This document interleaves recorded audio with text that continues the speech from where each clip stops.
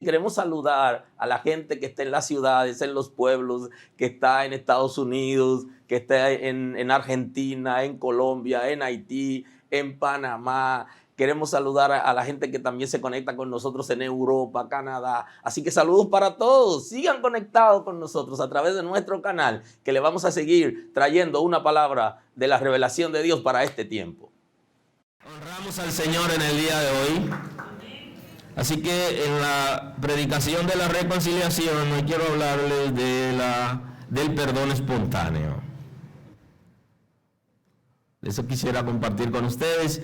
Así que voy a compartir un texto bíblico que se maneja muy a menudo y quisiera analizarlo con ustedes desde otro ángulo. Vamos a ver lo que nos dice el evangelista Mateo en el capítulo 18, el versículo 19.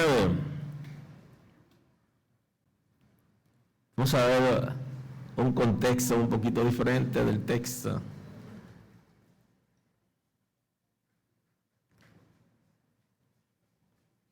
El evangelista Mateo 18, 19 dice el texto: en el nombre de Jesús. Otra vez os digo que si dos de vosotros se pusieren de acuerdo en la tierra acerca de cualquier cosa que pidieren, les será hecho por mi Padre que estás en los cielos. Porque donde están dos o tres congregados en mi nombre, ahí estoy yo en medio de ellos. Entonces se le acercó Pedro y le dijo: Señor, ¿cuántas veces perdonaré a mi hermano que peque contra mí? ¿Hasta 7? Jesús le dijo: no te digo hasta 7, sino aún hasta 70 veces 7. Amén.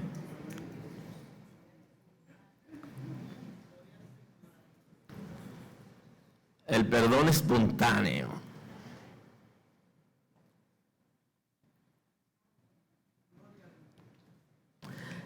Hablamos del perdón espontáneo, el que se produce dentro de nosotros, una decisión personal y que no tiene que ver con nada del exterior, sino que se produce dentro de nosotros como una respuesta en acción, dicen los maestros. Cuando al maestro se le pregunta o al estudiante se le cuestiona acerca de un tema determinado que no necesariamente está en el contexto, pero con toda facilidad, espontáneamente puede responder en acción. Así es el perdón espontáneo, el que se produce en nosotros, esa capacidad para nosotros sobreponernos a todo lo que ocurre sin que necesariamente tenga que ver con provocado por el exterior. Ya sabemos, de acuerdo a la misma predicación que hemos venido trayendo acerca de la reconciliación y el perdón como parte de la reconciliación, que las personas deben pedirnos perdón para nosotros poderlo perdonar. El perdón espontáneo es más que eso. Se produce dentro de nosotros, en la que yo puedo libremente, aun cuando la gente no me ha venido a pedir perdón, despojarme del dolor que me causó.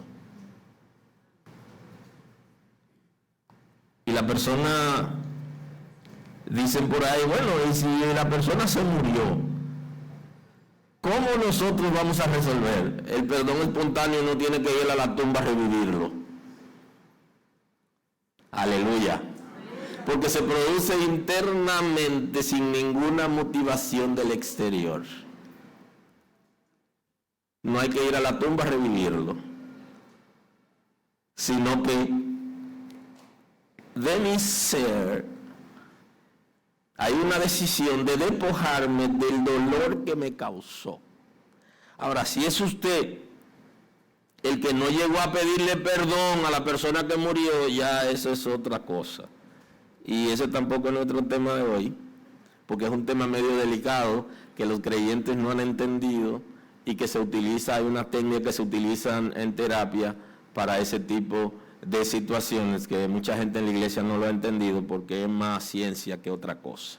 Y no quiere decir que esté mal, porque tampoco quiero entrarme en ese tema de hoy, pero en el tema de hoy sí no es lo que estamos trabajando. El espontáneo ya es una decisión personal en la que yo puedo hacerlo libremente como una respuesta en acción. No tiene que ver con lo que la gente haga alrededor de mí o quiera. Se realiza por su propia voluntad sin estar condicionado u obligado a ello. Y creo que aquí tenemos que aterrizar, porque a veces la gente cree que la iglesia está obligando a las personas para que hagan cosas. Y las cosas no funcionan así. El inconverso, una de las maneras que tiene de presionar el no creyente, es la palabra, para no usar un lenguaje evangélico, el que no ha aceptado a Cristo como Salvador, el que no está en la iglesia, es el concepto. Cuando se acerca algún creyente, algún hijo de Dios, trata de presionarlo. Eso que se conoce como las presiones sociales, las presiones de grupo. Porque quiere decirle a los hijos de Dios cómo deberían ser. Y yo recuerdo que en mi juventud yo era un poquito agresivo cuando la gente quería venirme a presionar. Y yo le decía, pero ¿desde cuándo tú me dices a mí lo que yo tengo que hacer? ¿Quién te dijo a ti que tú tienes el molde, el modelo, si tú no conoces la palabra? Con el tiempo ya uno va aprendiendo a tratar a la gente y explicarle y tratar de convencerlo. Ese sentido de protección que uno tiene, que no da chance a explicar y convencer a la gente, sino que uno genera un cerco. Es como cuando la gente crea un caparazón para proteger su sensibilidad. Y entonces para la gente es alguien fuerte, pero realmente no lo es. Y eso pasa cuando uno es nuevo creyente y es un poquito agresivo, uno no quiere que le toquen los puntos que uno no puede como responder, porque no maneja bien. Pero en la medida que uno va aprendiendo, la gente se escucha y se trata de convencer, pero los grupos sociales presionan para que nosotros seamos como ellos son y entienden que las cosas en la iglesia se le imponen a la gente. Y que a la gente lo tienen controlado para que hagan las cosas. Y es posible que aparezca alguna congregación que no tiene la doctrina de Cristo, la doctrina bíblica, que pudiera en algún momento presionar o obligar a la gente, pero el resultado es simplemente la apariencia. Y entonces el perdón espontáneo produce el resultado apropiado en mi ser, que no es el que yo hago por obligación. Es como cuando yo le digo a alguien, yo te amo en el amor de Cristo. Y ese amor de Cristo, eso es suyo. Ese no es el de Cristo. Ajá, ámeme en el suyo, ¿qué le parece? Yo te amo en el amor de mi mamá. ¡Oh, qué interesante! Sí, porque tú eres amiga de mi mamá. Y como tú eres amiga de mi mamá, entonces yo te amo en ese amor, pero no tiene nada que ver conmigo. Yo te amo en el amor de Cristo. Con el de Cristo, pero así cualquiera, porque es ajeno. Y lo ajeno cualquiera lo da. De hecho, hay gente que no han aprendido nunca a dar lo de ellos. Siempre dan lo ajeno. Y con lo ajeno son sueltísimos, pero con lo de ellos se caen de un helicóptero y le quedan los codos. Entonces el perdón espontáneo es ese como el que se produce en mi ser con la motivación interna que el Espíritu de Dios ha trabajado y ha establecido en mí su simiente. Y entonces me hace razonar y responder.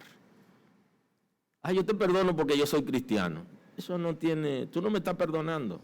O yo te estoy perdonando para ir al cielo. Razonamiento bíblico lógico. Usted no va para el cielo. Porque usted el cielo no se lo gana. Ni hace nada para ganárselo. Cristo compró la salvación en su sacrificio en la cruz y la oferta al que quiera aceptarla. Y el que la recibe obedece la palabra, pero está salvo primero. Si fuera así, le predicáramos a los borrachos la predicación que teníamos anteriormente. Dejen de beber para que sean salvos. No. Porque una gente deje de beber alcohol va a ser salvo. Eso no es lo que dice la Biblia. Quien salva es Cristo. Y el borracho debe recibir a Cristo como su Salvador. Y habiendo recibido a Cristo como su Salvador, el Espíritu de Dios lo va a transformar. Y le va a cambiar el vicio de la bebida alcohólica o de otra sustancia por cosas extraordinarias que le va a impartir desde dentro de él. Así es que funciona. Si yo te voy a perdonar a ti para entrar al cielo, me equivoqué de ruta. Por eso el perdón espontáneo es tan importante. Y razonaremos en el texto sagrado en un momento. La espontaneidad en el perdón está muy ligado a la estima. Ustedes saben que nosotros, el Espíritu de Dios va a trabajar en nuestra estima, nuestra autoestima. Y la estima, ustedes saben que puede ser negativa o puede ser positiva. Y la Sagrada Escritura dice que no tenga un concepto más alto de ti que el que debe tener, sino que piense con cordura. Dice, tengan concepto de ustedes de manera apropiada. Y creo que el Espíritu de Dios también trabaja en nuestra estima, para que nosotros tengamos una valoración correcta de nosotros. Cuando el Espíritu de Dios ha trabajado en nuestra estima, nosotros estamos en capacidad de asociarnos con las personas. Porque mucha gente va a intentar dañarnos, o nosotros no tendremos capacidad de respuesta porque no hemos sanado la estima. La gente habla de la baja estima o de la alta estima y tiene que ver con la negativa, cuando está por encima o por debajo, porque el que está arriba es igual que si estuviera abajo, porque es una señal de que algo no marcha bien. Entonces, cuando tú piensas de ti con cordura, tú piensas de manera apropiada, tú tomas decisiones de dentro de ti con madurez. El concepto del perdón, yo sé que yo he predicado varias veces aquí y también sé que la gente no lo asimila. La gente confunde considerablemente el perdón con la reconciliación y por eso se generan confusión. Confusión es importante porque la gente está esperando o cree que Dios le está diciendo que haga una cosa y es totalmente diferente. Si cuando yo perdono, yo me despojo de cosas que hay dentro de mí, ha de suponerse que si no perdono, esas cosas siguen en mí y me dañan espiritualmente. Y no me dejan a mí ver a Dios y establecer una buena relación con Él. Y entonces la estima me va a ayudar cuando la tengo de manera apropiada, porque el Espíritu de Dios ha trabajado para yo poder tomar decisiones importantes, cual fuera en mi vida. Inclusive tiene que ver con la misma valoración que nosotros tenemos, no solo de nosotros, sino de los otros seres humanos que están alrededor de nosotros. El Espíritu de Dios va a transformar nuestro ser y tomará el control y va a poner en nosotros su simiente. Y cuando esto ocurra, estaremos en capacidad de responder de manera apropiada, no solo para perdonar, sino para decisiones importantes que nos van a favorecer. La gente, hasta que es transformado por el Espíritu de Dios y se alumbra en sus sentidos espirituales, no podrá entender que cuando yo perdono, quien se beneficia soy yo. La gente cree que es la otra persona. Y por eso es que la gente anda diciendo, me voy a pasar la vida entera perdonando, lo que se muera, espérate. Porque el que se va a morir no es él, es usted. Porque el problema quien lo tiene es usted. Quien está lleno de rencor, ¿quién es? El que no perdona. Quien tiene odio, ¿quién es? El que no ha perdonado. La otra persona posiblemente, quizás se dio cuenta, pero posiblemente se dio cuenta y ni mente le dio y siguió su camino. Y está haciendo su vida. Y está entristecido, gritando entre los bancos de la iglesia. Ay, Señor, sana mi dolor. Y entonces ya la situación ha sido tan difícil y tenemos tanto tiempo con eso que hay amargura. Observen Hay una interesante historia que registra a la mamá de Samuel, a Ana, Elcana y todo ese engranaje. Observen que gran parte del sufrimiento de Ana no era que no tenía hijos. No, el sufrimiento de Ana era que la otra mujer de su esposo, cuando la veía, la ridiculizaba. Oiga.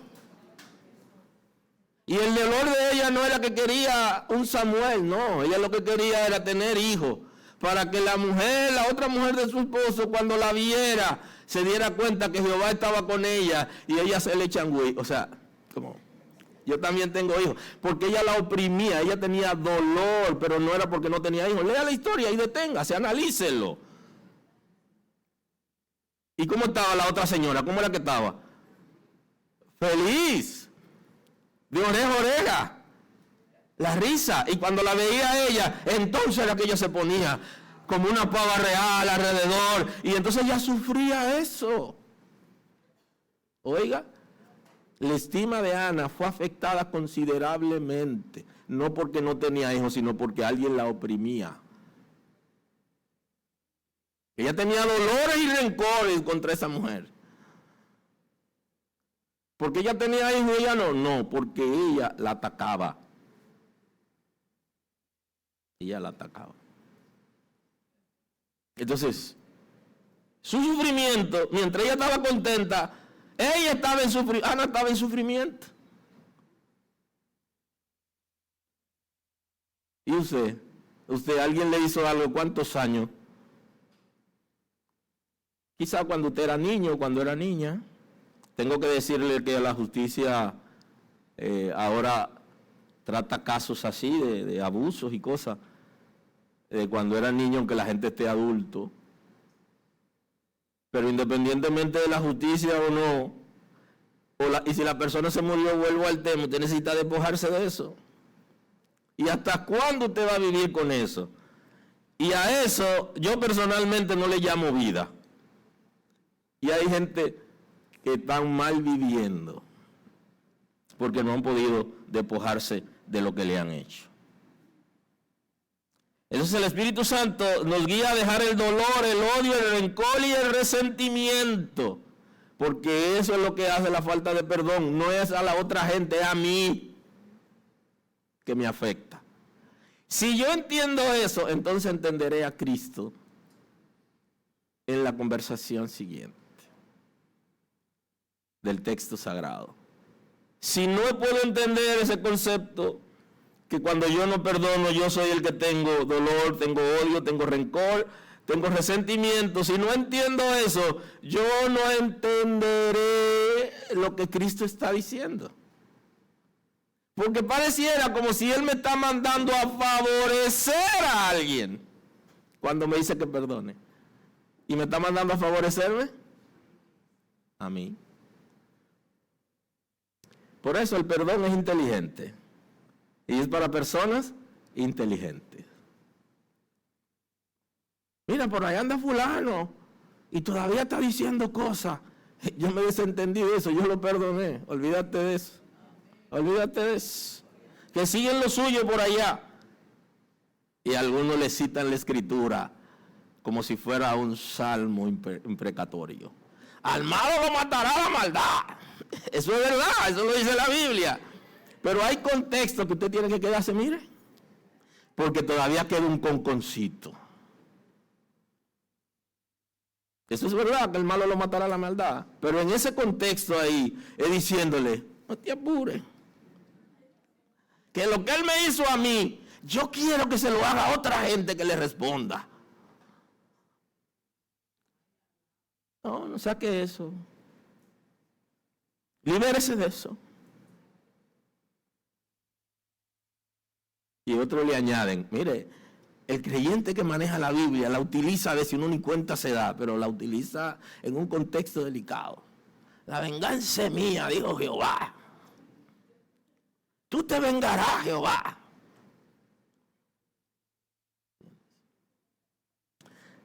Y en la Escritura también encontramos expresiones como alguien que golpea al apóstol Pablo y él le dice, tú eres una pared blanqueada, a ti también te van a golpear. Y esa fue una palabra espontánea en ese momento frente a alguien que lo golpeaba. Y que no necesariamente yo tengo que utilizar en un contexto determinado la palabra que utilizó el apóstol Pablo. El evangelista Mateo recoge uno de los capítulos más interesantes acerca del tema, el capítulo 18, muy interesante, del Evangelio según San Mateo. Y yo quiero compartir el 19, lo voy a sacar del contexto como un pretexto para hablar lo que quiero hablarle. El capítulo es muy interesante, yo les recomiendo que ahora en Navidad, que usted va a tener tiempo libre, usted se siente. No es muy largo, pero es sumamente interesante, le va a servir de mucho. En el 19, el evangelista Mateo registra parte de la conversación de los discípulos con Cristo. Otra vez os digo que si dos de vosotros se pusieran de acuerdo en la tierra acerca de cualquier cosa que pidieran, les será hecho por mi Padre que está en los cielos. Parece como si hablara a una comunidad de creyentes. Está hablando con sus discípulos, que era esa comunidad de creyentes. Y él le dice que si dos en la tierra se ponen de acuerdo sobre cualquier asunto, van a recibir como la retroalimentación, la respuesta a aquello que están pidiendo. Jesús está enseñando un principio que es el principio del acuerdo, que cuando nosotros no estamos como perdonados, sino que hay tensión entre nosotros, estamos juntos, pero no estamos de acuerdo, y es el concepto que se usa de manera popular. Están juntos, pero no reburujados. Es un concepto popular. Entonces nosotros debemos estar juntos y estar de acuerdo. ¿Qué es estar de acuerdo? Es estar en sintonía. Es como cuando usted sintoniza la misma frecuencia que yo tengo sintonizada. Ese es el concepto de la unidad del espíritu en las reuniones, donde estamos aquí hoy, pero estamos dirigidos todos por el Espíritu de Dios y tenemos los mismos intereses espirituales. Si alguno de nosotros en esta reunión tiene un interés diferente a la edificación del cuerpo de Cristo o quiere algo personal de la gente, hay problema. Y usted está haciendo ejercicio de cosas que pasan, y entonces Jesús está hablando de ese concepto, el concepto de la unidad del Espíritu reflejado aquí en la ley del acuerdo. Otra vez os digo que si dos de vosotros se pusieren de acuerdo en la tierra acerca de cualquier cosa que pidieran, les será hecho por mi Padre que está en los cielos. Y entonces usted saca esa palabra del contexto de comunidad de creyentes y lo lleva al contexto del matrimonio. Y Pedro entonces dice que a los hombres le dice, pónganse de acuerdo con su esposa, porque ella pudiera impedir que ustedes reciban una bendición. Oiga cómo son las cosas de la vida. Jesús se está planteando que hay que estar de acuerdo, y Pedro dice que a algunos no le va bien, porque parece que la esposa ora contrario, y dice, para que sus oraciones no tengan estorbo. Él citó a las mujeres, pero posiblemente sea el hombre el que no esté de acuerdo con un asunto, y al no estar de acuerdo ambos, no hay éxito. Entonces llévelo al matrimonio, llévelo a la familia y llévelo a la iglesia. El éxito estará cuando se ponen de acuerdo. Y eso la ciencia le llama sinergia, le llama eso. Que es más que la suma de las partes. Está diciendo la ciencia que si usted junta los ingresos de dos personas, rinde más que si ambos tienen sus ingresos y lo están gastando por separado. Ustedes todo lo que pueden hacer separado, si lo juntan, rinde más. Es un concepto. Entonces Jesús está hablando acerca de esa bendición que es que estemos de acuerdo en asuntos espirituales y generales para tener éxito. Si no estamos de acuerdo, usted está hablando para allá y yo para acá. Eso se llama resistencia. Yo te resisto a ti, tú me resistes a mí. No estamos de acuerdo en lo que tú haces y en lo que yo hago. Y entonces ahí interviene. Jesús dice que interviene. La unidad interviene para que Dios dé respuesta a nuestra demanda. Y posiblemente ahí está el asunto. El hecho de que tengamos cosas entre nosotros que no seamos capaces de perdonar, de restaurar, eso genera un cisma, genera una división entre nosotros y no provocamos a que Dios nos perdone, nos restaure y que se compadezca de nosotros.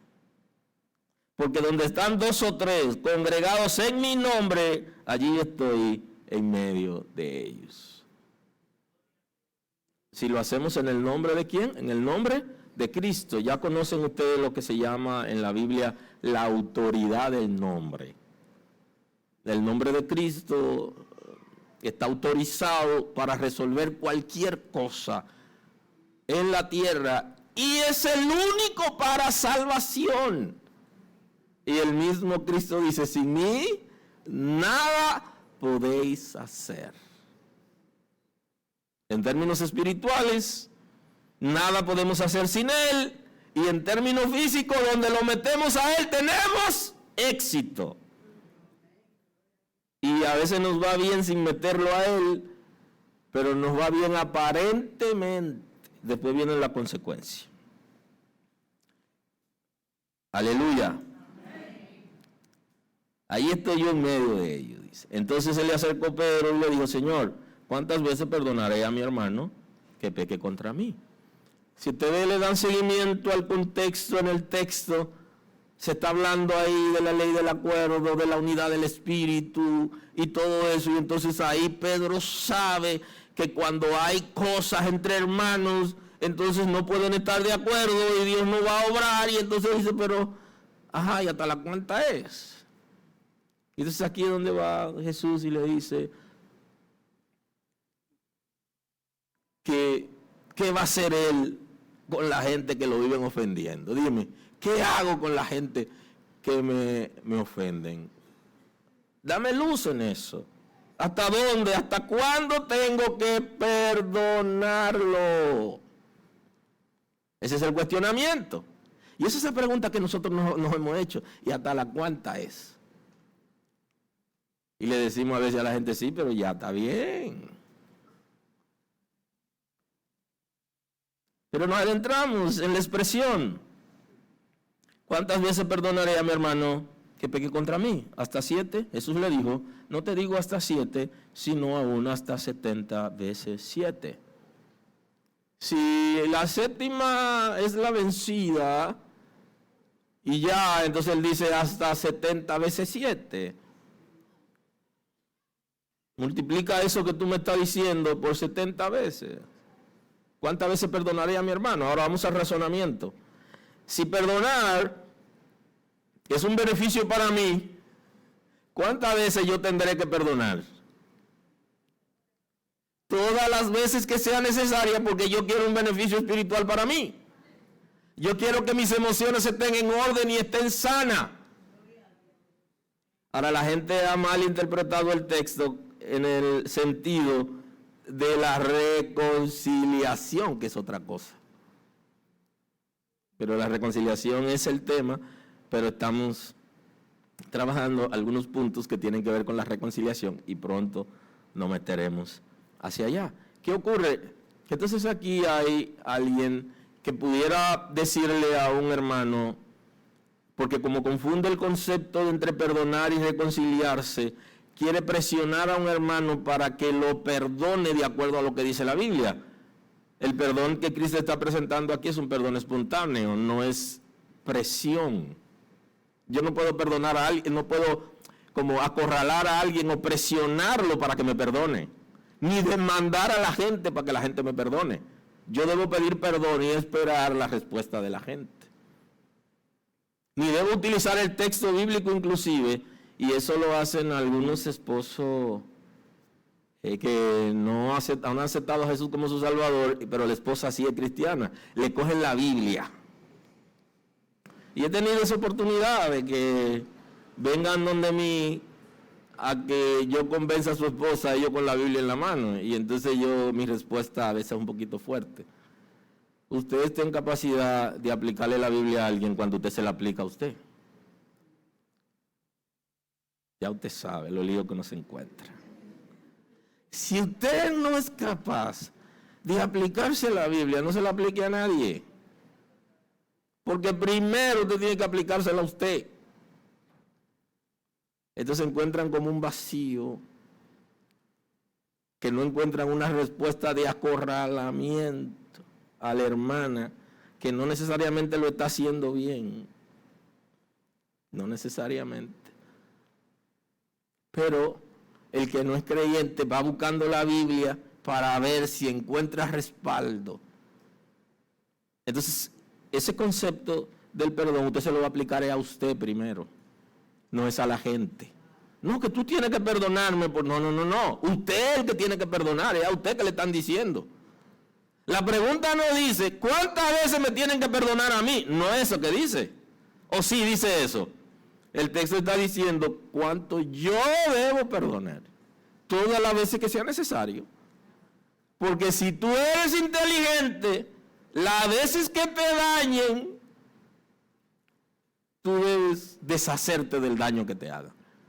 Eso no quiere decir que yo sea masoquista. Dice la Biblia, el avisado ve el mal, se esconde. Así yo sé que hay una gente que es agresivo y que me está dando siempre que se encuentra conmigo. Y yo no tengo capacidad de respuesta. ¿Qué usted cree que yo voy a hacer? Voy a poner un GPS. Y cuando me acerque se lo voy a pegar ahí. Y lo voy a monitorear. Y voy a pasar 5 calles. Y si no, ¿sabe lo que existe? Hay una orden que se da. Se llama orden de alejamiento por causa de violencia. Me expongo a esa persona y no quiero que me agreda. Eso no quiere decir que yo no lo perdoné, yo lo perdoné, pero lo quiero como claro, porque de cerca me mata. Y entonces usted ha escuchado eso, ni contigo ni sin ti. ¿Usted lo ha escuchado? Eso es muerte en la olla. Sin ti porque me muero, y contigo porque me matas. ¿Jesús está diciendo eso? No. Jesús no está diciendo, vayan a vivan en la tierra y déjense matar. Él no dijo eso. Ni sean dependientes de la gente hasta que lo maten. No suelten a la gente aunque lo maten. Él no dijo eso. Él dijo que tú debes perdonar todas las veces que sea necesario. Y lo que te está diciendo es que tienes que despojarte del dolor que te han causado siempre que te causen dolor. Pero no está diciendo que yo debo dejarme matar. No, el Señor me dio vida. Y la Biblia dice, no tentará al Señor tu Dios. Y si puso el agua, la olla a hervir, y yo sé que me la van a echar, ¿qué yo hago ahí? Eso se llama tentar a Jehová. Me amenazó de muerte y todavía no ha recibido a Cristo y públicamente ha dicho que el Señor lo cambió.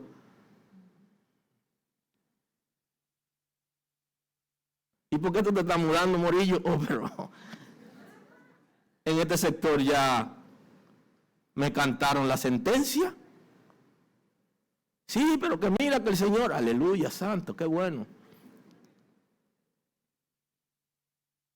O sea, Jesús no me está diciendo a mí. Él dice que me va a proteger a mí, pero no cuando yo lo tiento, sino cuando se presente una situación en la que Él tenga que protegerme.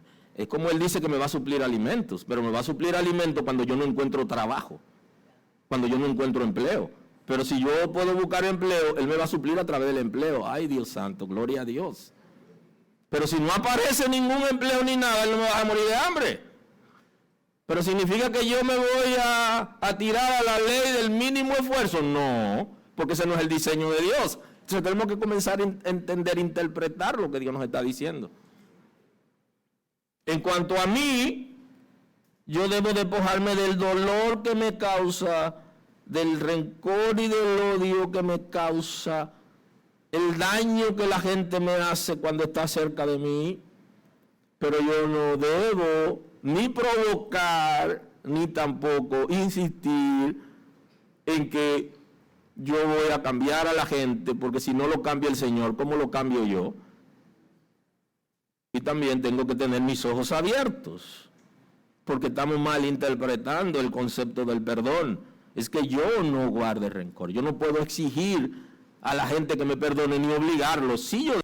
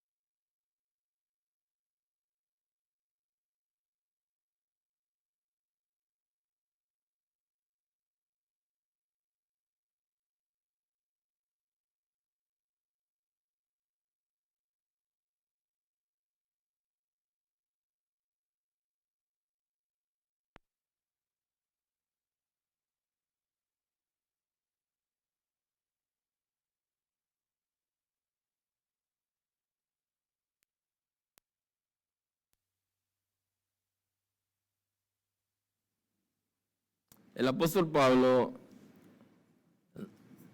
en la carta a los Colosenses, en el capítulo 3, el versículo 12, el apóstol Pablo nos da un consejo importante. Guiados en el Espíritu de Dios. Vestidos pues como escogidos de Dios, santos y amados, de entrañable misericordia, de benignidad, de humildad, de mansedumbre, de paciencia, soportando unos a otros y perdonando unos a otros.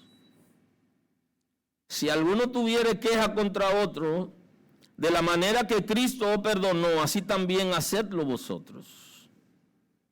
Entonces aquí el apóstol Pablo nos está llevando a una dimensión superior a la que hemos vivido naturalmente en la tierra.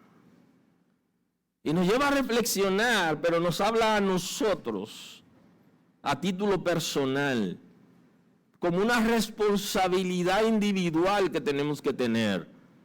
Y es que debemos vestirnos como escogidos de Dios, como santos y amados, de entrañable misericordia, de benignidad, de humildad, de mansedumbre, de paciencia. Si usted observa, en la Sagrada Escritura, eso es lo que se le llama el fruto del Espíritu. Entonces el mismo apóstol Pablo, cuando escribe a los Efesios, lo manda a vestirse del nuevo ser, que es un nuevo hombre, una nueva mujer, ¿verdad? Los hombres recibimos ese nuevo hombre y las mujeres reciben esa nueva mujer. Es un nuevo ser que está diseñado por Dios, en la que uno decide ponerse, como aceptar esa realidad de ese nuevo traje. Que buscando en la Escritura, usted se da cuenta que aún es una obra del Espíritu de Dios, no solo por aquello del fruto del Espíritu, sino porque ese nuevo ser que nace tiene que ver con el nacer del Espíritu, que menciona a Cristo, a Nicodemo, al Maestro. Y es una obra del Espíritu de Dios en la que yo debo rendir mi vida con disposición de que el Señor haga la obra en mí, y luego yo podré responder de manera espontánea a responsabilidades. Se habla de una serie de comportamientos que están muy ligados al fruto del Espíritu y menciona varias expresiones, entre ellos habla de la benignidad, que es un comportamiento ejemplar que proclama la gracia de Dios, la compasión, los valores correctos, la amabilidad, la integridad y la gentileza, hecho por el Espíritu de Dios. Entonces, si yo puedo dejar que el Espíritu de Dios me vista del nuevo ser, o más bien que me transforme, yo podré responder espontáneamente a situaciones que se van dando en la vida, entre ellas a poder ser una persona fácil de tratar. Porque a veces nosotros hablamos de lo que nos hacen, pero deberíamos también como hacer un análisis interior y lo que nosotros hacemos.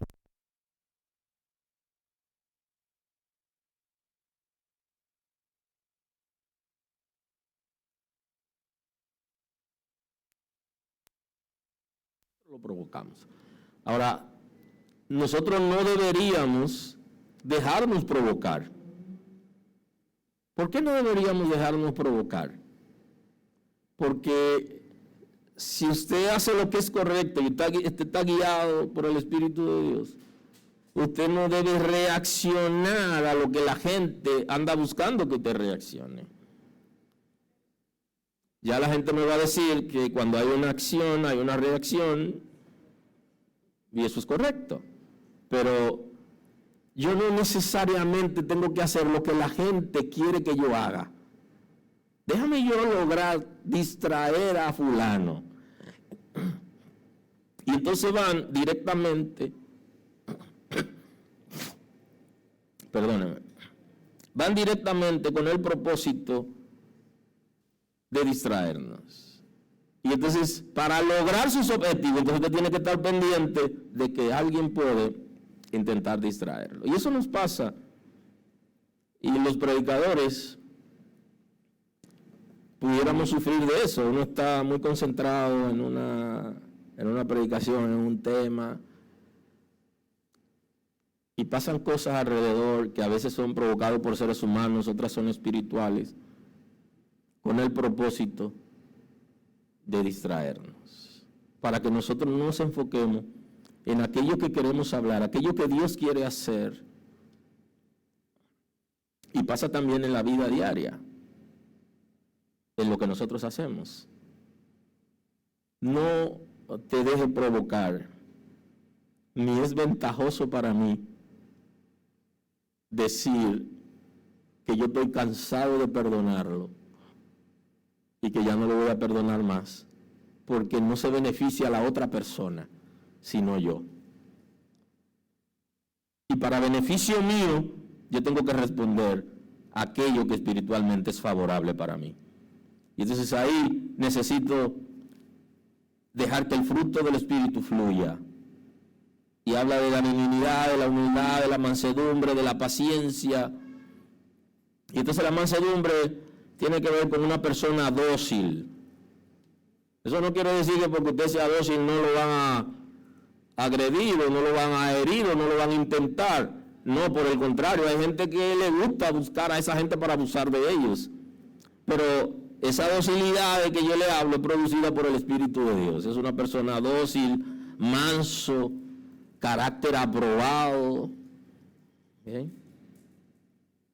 Tiene buen trato y está muy ligada a la mansedumbre, a la paz interna. Y ustedes saben que lo de la paz interna está muy ligado a aquello de la transformación, pero también a la justificación, el hecho de que yo no me sienta culpable y que yo no siento que soy prófugo de la justicia de Dios.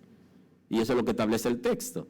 Justificados pues por la fe, tenemos paz para con Dios por medio de nuestro Señor Jesucristo. Entonces esa paz va en tres vertientes: hacia Dios, paz con Dios, paz internamente, y la paz interna se refleja, se expande, se refleja en el trato con la gente. La gente que no tiene paz, eso se nota, es una persona que está alborotado, y la tendencia es a herir.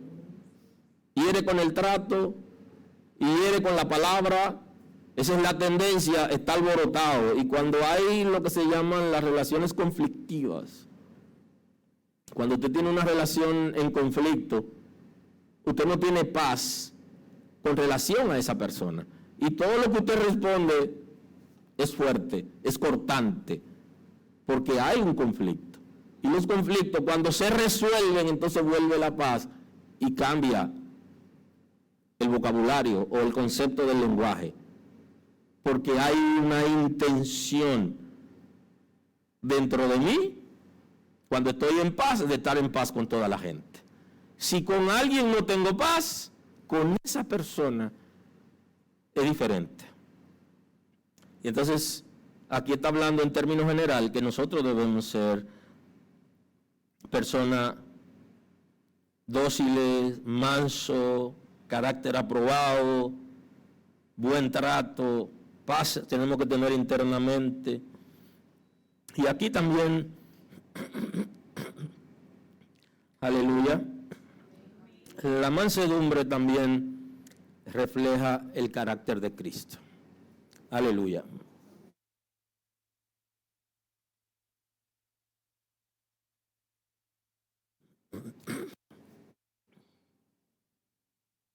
De manera que la carta a los Colosenses en el capítulo 3, el apóstol Pablo nos está haciendo una gran confrontación para que nosotros aprendamos a tomar decisiones importantes.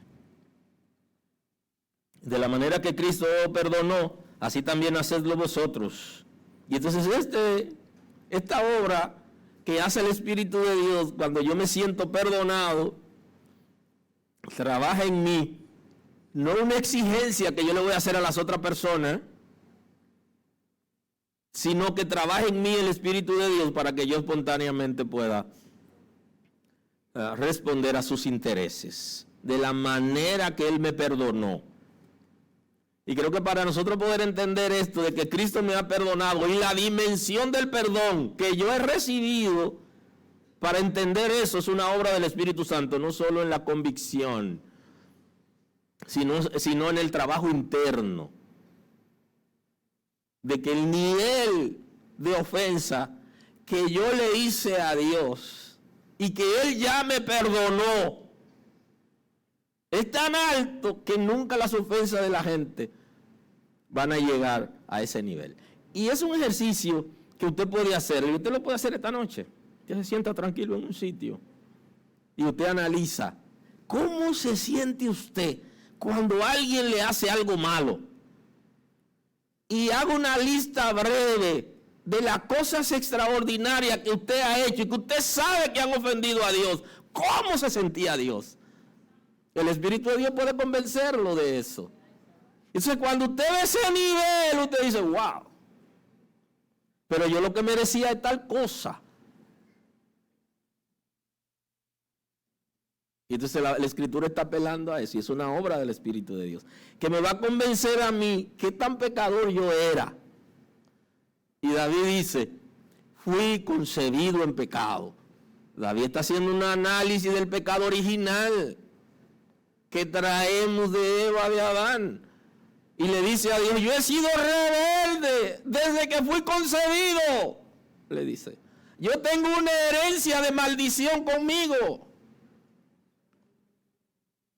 Y entonces, imagínese usted ese pecado original y súmele el concepto del pecado actual, que es el que usted hace a partir que usted tiene uso de razón. Pero no se ponga a hacer una lista interminable, no. Ponga ahí lo más fuerte que usted ha hecho, que usted sabe que Dios lo ha perdonado. Y dése cuenta cómo se sintió Dios a partir de cómo se siente usted cuando alguien le pisa el callo. Y eso es lo que está apelando la Escritura. De la manera que Cristo te perdonó. Y por eso el perdón es para gente sabio. Y el principio de la sabiduría es el temor a Jehová. Para gente transformado que sabe que no puede albergar más ese dolor. Y que estar en la iglesia no es suficiente para tener una relación extraordinaria con Dios, sino dar pasos importantes. Y le pone la cosa en la mano al Señor, y el Señor nos ayudará para que nosotros le entreguemos a Él aquello que nos está matando. Literalmente nos está matando cuando nosotros guardamos rencores dentro de nosotros. No solamente físicamente, sino también emocional, porque lo emocional se traduce en lo físico. Y David habla de eso, de cómo se sentía él antes de ser perdonado por el Señor cuando el pecado lo mataba. Y dice que se había vuelto su verdor en sequedades de verano. Aunque es una poesía, pero es la expresión viva de cómo él se sentía, cómo se envejecían sus huesos, cómo se doblegaba. Necesitamos despojarnos de aquello que ya la gente nos ha hecho y que albergamos en nuestro cuerpo espiritual, para ser sanados y liberados. Pero yo necesito tener voluntad para eso. De la manera que Cristo perdonó. Ni siquiera está diciendo más, sino que disfrutemos del perdón y que lo intentemos. Así también hacedlo vosotros, sobre todas esas cosas vestidos de amor, que es el vínculo perfecto. Y no se puede hablar de perdón sin hablar del amor, porque el perdón tiene que ver con la gracia, y la gracia es una manifestación del amor de Dios. Dice, vístanse de amor, que es el vínculo perfecto. Nos manda Jesús a que nos juntemos unidos en el Espíritu para poder recibir aquello que estamos pidiendo, y aquí nos manda a vestirnos de amor. Y el ejercicio interesante es que si yo me visto de amor y el que está cerca de mí se viste de amor, cuando hay un incidente entre nosotros, espontáneamente, no fue mi intención, perdóname. Pero la persona no nos ha pedido perdón y ya decimos, yo sé que fulano no es así, sino que parece que ese día se había peleado con la esposa, o había tenido algún inconveniente en el trabajo, o el tránsito estaba pesado. Palabrita que utilizan eso los irresponsables cuando siempre llegan tarde. El tránsito estaba pesado. Pero hay veces que el tránsito está pesado, literalmente. Lo que hay que salir un poquito más temprano, pero se presentan cosas. Y entonces reaccionamos y tenemos que valorar eso cuando estamos vestidos de amor. Sobre todas esas cosas, vestidos de amor, que es el vínculo perfecto. Y la pregunta interesante es, ¿dónde dejaste el amor? Y yo creo que esa palabrita la podemos comenzar a utilizar con la gente que de alguna manera nos está tratando de una manera, tiene un comportamiento inapropiado. Decimos, ¿dónde dejaste el amor? Como aquello de que salió tan acelerado en el vehículo que no dejó que el ángel de Jehová se monte en el vehículo porque salió a alta velocidad.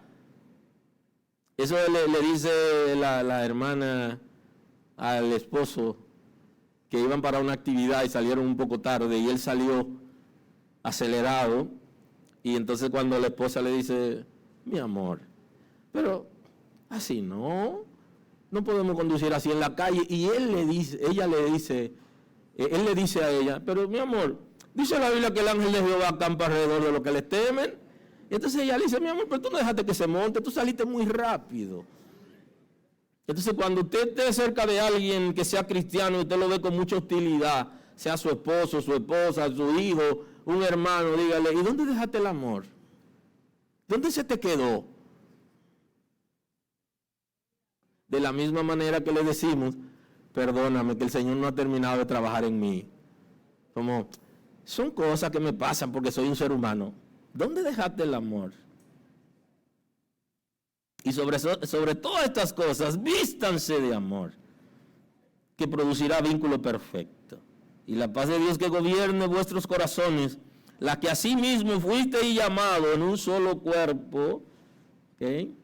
Sed agradecido. La palabra de Cristo mora en abundancia en vosotros, enseñándoos y exhortándoos unos a otros a toda sabiduría, ¿okay? Cantando con gracia en vuestros corazones al Señor, con salmos e himnos y cánticos espirituales. Y todo lo que hacéis, sea de palabra o de hecho, hacedlo todo en el nombre del Señor Jesús, dando gracias a Dios Padre por medio de Él. Así que Colosenses de nuevo vuelve a tratar la autoridad del nombre, de hacer las cosas en el nombre del Señor. Hoy Voy a saltar algunas cosas por los cortes y eso, pero tengo que compartir una parte que no quisiera dejar de compartir con ustedes hoy. En la primera carta a Tesalónica, en el capítulo 5, el apóstol Pablo nos enseña lo siguiente, en el 15. También os rogamos, hermanos, que amonestéis a los ociosos, que alentéis a los de poco ánimo, que sostengáis a los débiles, que seáis pacientes para con todos. Mirad que ninguno pague a otro mal por mal, antes seguid siempre lo bueno, los unos para con los otros y para con todos. Observen el contexto, que nadie le pague a otro mal por mal. Santiago dice que de una fuente no sale dos tipos de agua, sino que sale una sola. Si yo como hijo de Dios quiero a la gente pagarle como se merecen, tengo un problema. Porque ha de suponerse que en mí no está el mal, porque el mal se engendra en el infierno. Aleluya. Y el infierno no tiene que ver conmigo. Si yo soy capaz, diciendo que ser hijo de Dios, pagándole a la gente como la gente se merece y haciéndole lo que me han hecho, entonces yo estoy pagándole mal por el mal que me hicieron. Y ese concepto en la ley y más allá de la ley se conoce como la ley del talión. Ojo por ojo, diente por diente. Y se establecerá en el gobierno del anticristo. Y se estableció en algunos estados del mundo. Si yo estoy llamado a perdonar, no a vengarme, no a hacerle lo mismo. Y la mayoría de los conflictos están ahí. Ya Salomón con su sabiduría nos enseña que tenemos que tener una respuesta apropiada. Porque la respuesta blanda apaga la ira, no provoca el pleito. Aleluya. Entonces, si yo voy a perdonar, yo no voy a provocar el pleito. Ni yo tengo la intención de manera natural de pagarle a la gente como se merecen. Porque de manera natural lo que debe salir de mí, si he sido transformado, es el perdón. No la persecución. Y voy a cerrar con este texto en la segunda carta del apóstol Pablo a los Corintios, en el 2:10 de la segunda carta a los Corintios, capítulo 2, versículo 10. Al que vosotros perdonáis, yo también, porque también yo lo que he perdonado, si algo he perdonado, por vosotros lo he hecho en presencia de Cristo, para que Satanás no gane ventaja alguna sobre vosotros, pues no ignoramos sus maquinaciones. Y aquí quiero que observemos algo. Cómo Satanás le saca provecho al que nosotros no perdonemos o que resistamos. Porque se puede decir que Satanás es un descuidista, ¿no? Es el concepto que se usa popularmente. Alguien que anda caminando en la calle y ve algo y lo arrebata. Él es un aprovechado. Cualquier puerta que encuentre medio abierta, se mete. Y ni a palo sale porque él dijo la puerta estaba abierta.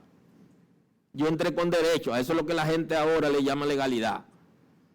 Tiene derecho porque hay un área en el negocio, hay un área en la familia, hay un área en los ingresos que le pertenecen a él y él se siente con derecho.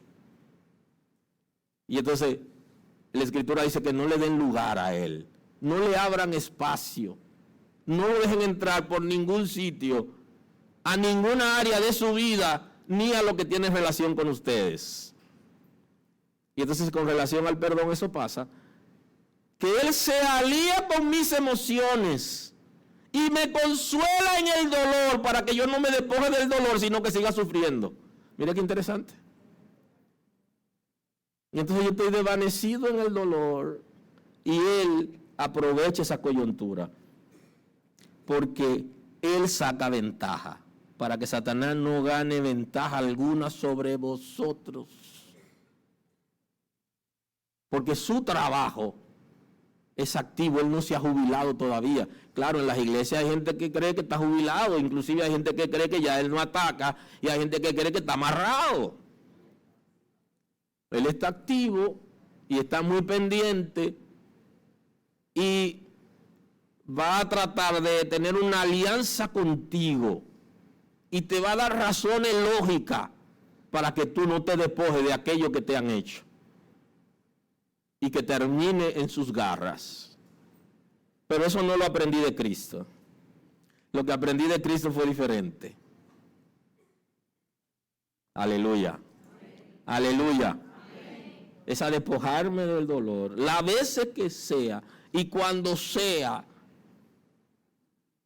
no guardar eso conmigo, porque eso se va a traducir en venganza y no debo pagar a nadie mal por mal. Y cuando lo hago, Satanás se mete. Y él se vuelve el protagonista del asunto, de lo que yo debería cuidarme y deshacerme. Así que voy a cerrar hoy. Cuando el Espíritu Santo toma el control de todo mi ser, de tu ser, establece su naturaleza en nosotros, tenemos un comportamiento correcto de manera espontánea. Y aquí quiero observar algo que me pasó a mí y a algunos de ustedes cuando recién conocieron al Señor. Yo llegué a ponerme la mano en la cabeza un par de veces. Ay, Dios mío. Pero yo soy hijo de Dios, ¿y cómo yo hice eso? No tenía el conocimiento de la palabra, no estaba como tan fuerte como para tomar decisiones espontáneas y hacía lo que había que hacer y después que lo hacía. Entonces mi oración cambió y era: Señor, ayúdame a poder, cuando se presente una situación, permanecer en ti sin tener que hacer aquello que es incorrecto. Igual que cuando leímos algo en la Biblia que nos asombramos, wow, la Biblia dice eso, pero yo eso lo estaba haciendo. O algo que hacíamos y ni siquiera teníamos idea, pero la Biblia como que nos aclara. Hay un momento como que nos da luz acerca de eso, que es incorrecto. Y entonces cuando el Espíritu de Dios nos ha transformado espontáneamente, podemos hacer lo correcto.